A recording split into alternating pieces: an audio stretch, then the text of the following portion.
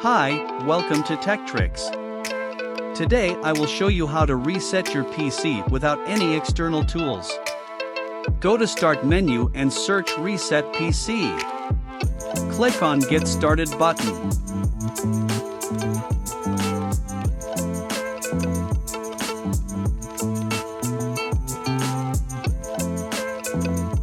Second option, you can search through Run command, type systemreset.exe, then press Enter.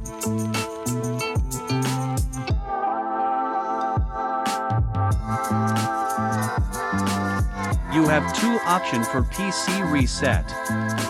With files and without files. Now up to you, which option do you want?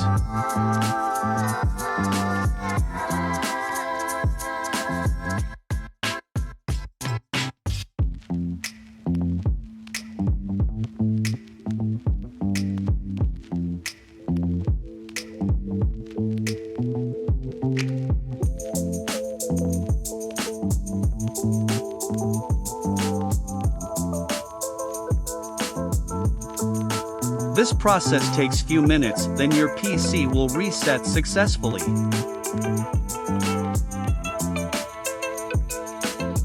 For more interesting videos, please do like, share and subscribe.